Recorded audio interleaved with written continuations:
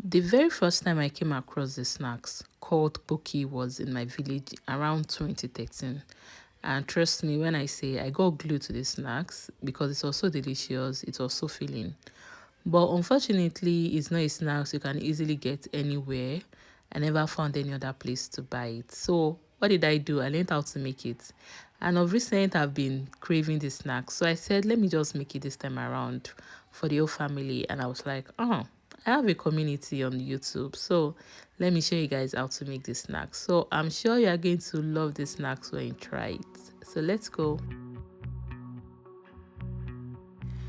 Into your bowl, you are going to go in with your sifted flour, and I made use of 600 grams of flour.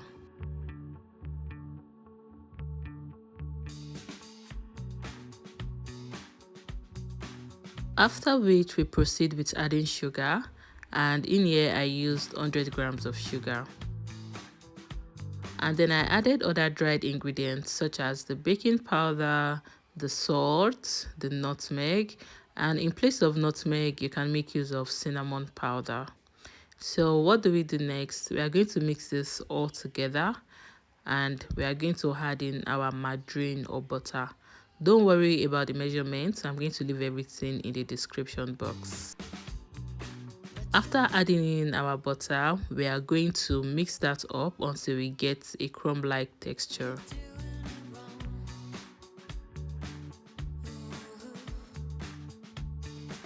And after mixing all of this together, we are going to set this aside, and then we are going to proceed to make our wet ingredients. So into a bowl, I cracked in 1 egg, and then I'm going to make use of 1 cup of water. You can also make use of 1 cup of milk, but I don't know why, I just prefer using water for this recipe. So 1 cup of water, and then you're going to add in your flavor of choice. I made use of vanilla extracts flavor. You can make use of any flavor of your own choice. Then we are going to create a well in the middle of our dried ingredients, and then we are going to pour in our batter. You can pour it all at once, or you can pour it about 2 or 3 times depending on you. So add in your wet ingredients into the dried ingredients, and then you are going to knead this until you get a soft dough.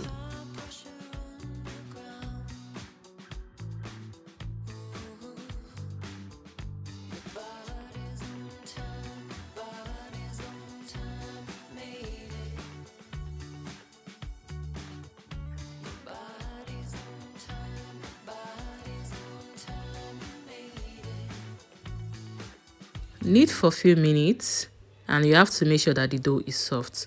You know your dough is ready when you press it in and then it bounces up immediately. Then we are going to take this, we are going to put it in a bowl, and then we are going to cover it for about 5 minutes.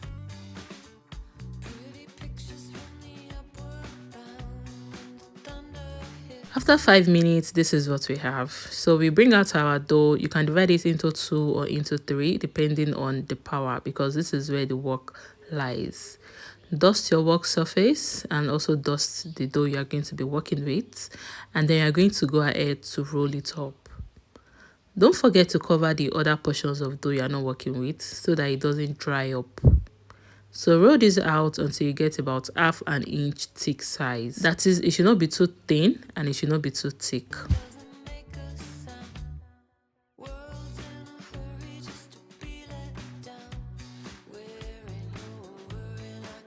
When you roll it up very well, cut the edges to give you a rectangular shape so that you can get a uniform shape after rolling. Now we are going to bring the edges together, and then we are going to roll this up as if we are making cinnamon rolls.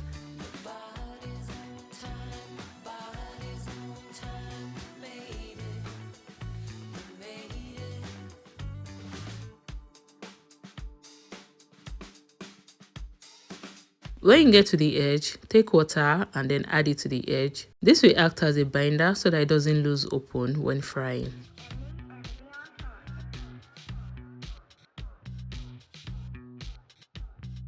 Roll it up together, then you are going to pinch the way you can see me doing, just to bind this together.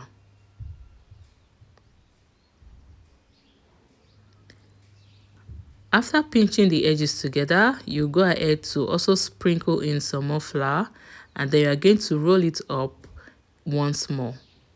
But this time around, you don't need to put in pressure, just roll up with slight pressure so it doesn't get too flat.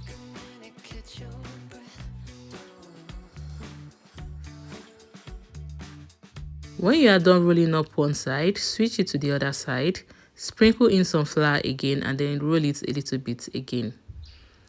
And when you are done rolling up both sides, bring out your knife or your cutter, and then you cut it into your desired size.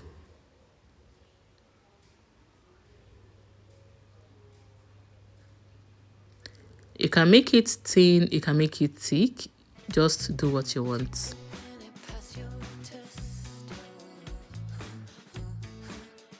And by the time you are cutting, this is what you should have. You can see this circular stuff there. Yeah, that means you did a very good job. So now we'll go ahead to bring out the other portioned dough. And apparently I tried working with this at first, but it was too much for me. So I decided to just cut it into two. So we just keep on doing the work until we are done with all our dough. If you are still watching this video to this part, that means you are enjoying this video, and I want to use that opportunity to tell you and to beg you to please subscribe to this channel. Turn on your post notifications so you can know when I post interesting and delicious recipes just like this. My name is Iselade, and on this space we do everything DIY, cooking videos, recipes, toddler recipes, fitness, diets, and what have you. It's basically just a lifestyle channel. So I'm sure you are going to learn a whole lot from this channel. So please do me the favor and like this video, drop meaningful comments, subscribe to this channel. And if you're a returning subscriber, this is a big time to say thank you for coming back to my channel. I appreciate your love. Thank you for motivating me to keep on posting videos like this. So I'm sure I showed you guys this earlier on, so we just repeated the same thing. And when we are done doing this, we are going to go over to our stove top to fry our dough.